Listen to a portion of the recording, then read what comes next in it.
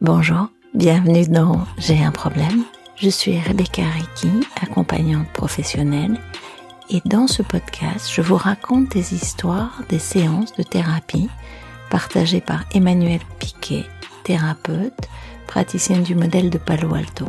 Dans cet épisode, je vous raconte une histoire, et dans l'épisode qui suit, celui qu'on appelle le décryptage, avec Emmanuelle, nous la revisitons, nous la déplions, pour identifier ce qui pourrait peut-être expliquer, aider à faire autrement quand on a tout essayé et qu'on veut avancer.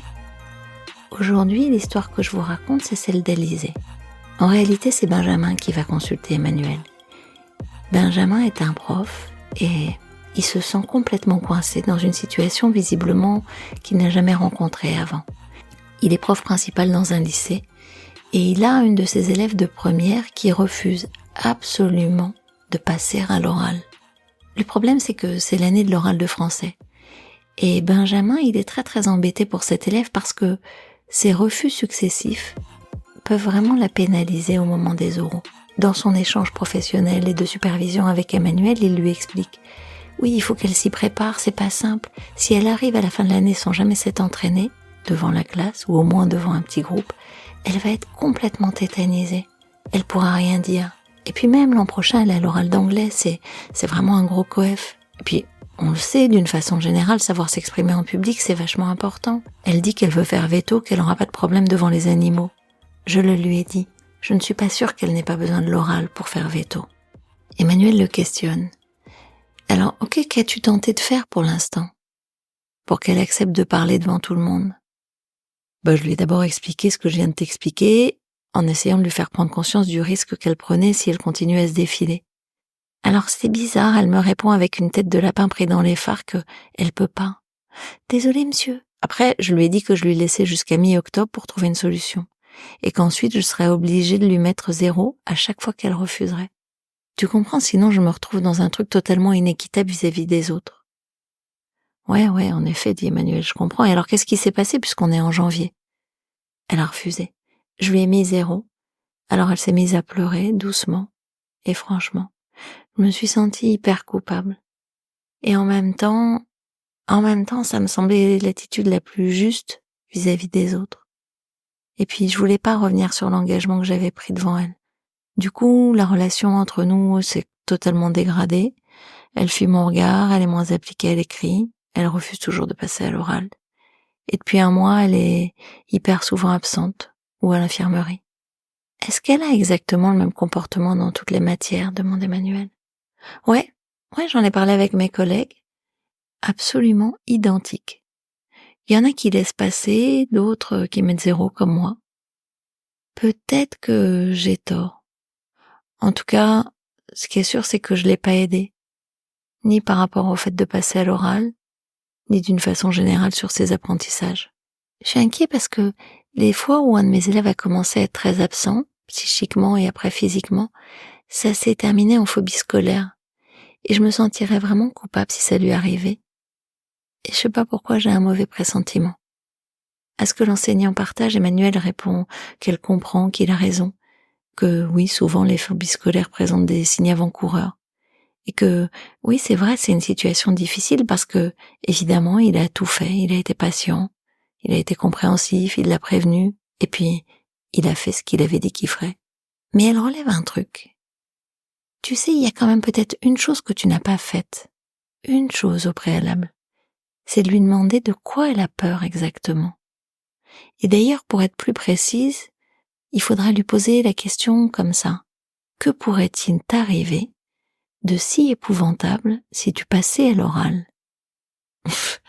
Franchement, pas grand-chose, dit Benjamin.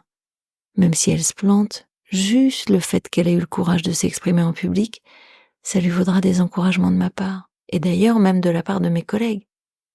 Oui, d'accord, de la part des enseignants, dit Emmanuelle, mais ça c'est sûr. Mais pour le reste de l'assemblée, on sait pas. Tu sais, les peurs adolescentes, notamment les peurs relationnelles, j'ai l'intuition même qu'il s'agit bien de ça. Que souvent, c'est tellement submergent que ça peut mettre à mal toute sa scolarité. Parce que le problème avec les peurs, c'est que plus on essaye de les éviter, plus on essaye d'éviter de les ressentir, plus on essaie d'échapper aux situations qui suscitent ces peurs, et finalement, plus on essaie de contrôler les symptômes qui les accompagnent, et plus ces peurs grossissent et nous empêchent de faire les choses que nous aurions envie de faire. Donc, en général, il convient de les apprivoiser pour pouvoir les apaiser. Mais pour cela, il faut d'abord les identifier. Il faut les regarder en face, au moins en pensée. Donc, je te propose, si ça te paraît possible, de dire à Alizée la chose suivante. Alizée, je m'en veux beaucoup parce que j'ai l'impression que je ne t'ai pas du tout aidé par rapport à ton problème de peur à l'oral. D'ailleurs, j'ai même l'impression qu'en voulant être le plus juste possible, je t'ai mise dans une situation sans issue. Parce que finalement, les deux voies qui s'ouvrent à toi sont assez horribles. Soit tu refuses de passer à l'oral et t'es sanctionné, soit tu acceptes. Et là, il peut se passer des choses très ennuyeuses pour toi. D'ailleurs, je t'ai pas demandé une chose fondamentale pour pouvoir peut-être t'aider.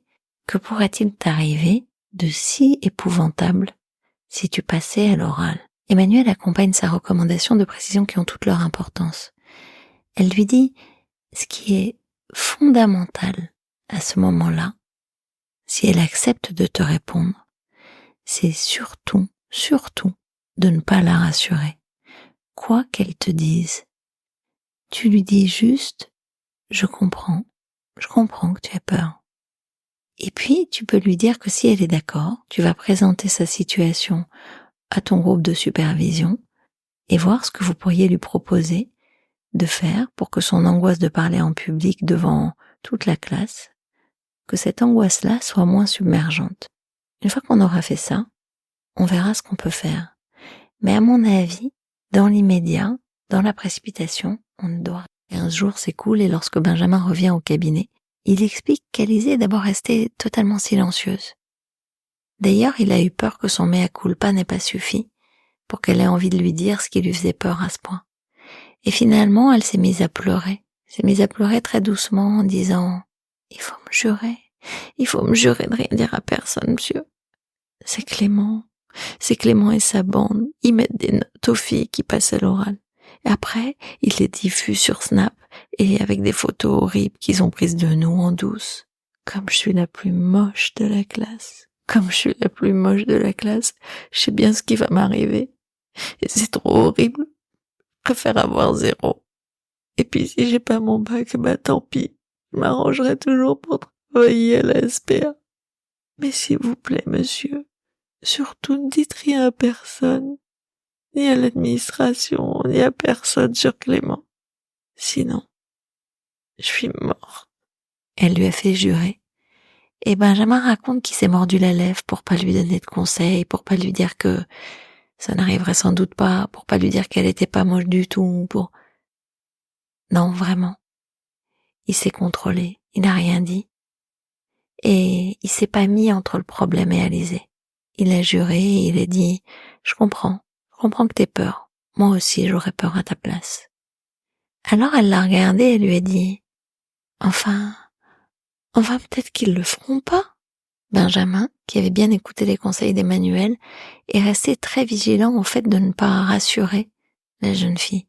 Il lui a dit que la probabilité était faible qu'il l'épargne, et puis il lui a proposé d'en parler en supervision, en changeant les prénoms, et de voir à ce moment-là si quelqu'un aurait une idée pour l'aider. Quand il l'a revu quelques jours plus tard, il lui a présenté l'alternative qui avait été proposée par le groupe. Soit tu donnes le pouvoir à Clément et à sa bande de choisir ton destin à ta place, et tu continues à laisser ta peur te dominer. Et oui, même si c'est un vrai gâchis qu'une fille aussi douée que toi ne puisse pas faire veto, tu trouveras effectivement toujours un poste, dans un refuge ou dans une assoce. Après, tu peux aussi reprendre le pouvoir sur Clément. Mais ce que je vais te demander demande énormément de courage. Énormément. Sauf que ça permettrait que ce soit plus lui ou sa bande qui décide de la suite de ta scolarité.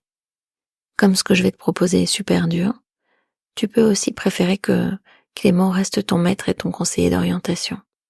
Alors là, et c'est ça qui est magique dans les histoires d'Emmanuelle et dans le modèle de Palo Alto, Alizée a choisi la deuxième voie, celle où il reprenait le pouvoir. T'es bien sûr, lui a demandé Benjamin. Oui, j'en ai trop marre qu'ils fassent ce qu'ils veulent avec les filles. Ok, alors, la prochaine fois que t'es en cours avec moi, je vais te demander de passer à l'oral. Tu pourras commencer ton exposé en t'adressant directement à Clément, devant toute la classe. Et tu pourrais dire, j'espère que la story que vous allez faire sur moi va être un peu plus dégueulasse que les dernières. Parce que je trouve que vous vous relâchez. Et là, franchement, vu que je suis la plus moche de la classe, vous pourrez vraiment vous faire plaisir. D'ailleurs, continue Benjamin, tu pourrais t'interrompre à certains moments, leur dire qu'il faut qu'ils prennent des notes Snapchat ou des photos de toi. Et puis même, tu peux leur dire, tu veux que je prenne une pause? Voilà, de deux choses une. Soit il y a une story qui est faite sur toi, et tu les remercieras via les réseaux, puisque c'est ce que tu leur auras demandé. Soit ils le feront pas parce qu'ils auront été déstabilisés par ton courage. Mais ce qui est important, c'est que dans les deux cas, c'est toi qui reprends le contrôle de la situation. Dans le premier cas, ils t'obéissent, et dans le deuxième, ils font ce que t'espères. Alors Alizée a beaucoup ri quand Benjamin a joué le rôle de Clément, qu'il a pris une tête de plus en plus désappointée au fur et à mesure qu'elle lisait le texte qu'il lui avait apporté. Et elle l'a fait. Elle l'a fait quelques jours plus tard en classe, et la classe, en particulier la partie féminine qu'elle avait prévenue, la classe s'est mise à l'applaudir, très fort, l'a soutenue, l'a encouragée. Et voilà comment Alizée a réussi à passer à l'oral. Je sais pas si c'est comme ça pour vous, mais moi, quand je vous raconte ces histoires, tout me semble évident. Quelles questions vous auriez envie de poser à Emmanuel? Moi, je me suis demandé comment on fait quand on est impuissant et qu'on a envie d'aider l'autre.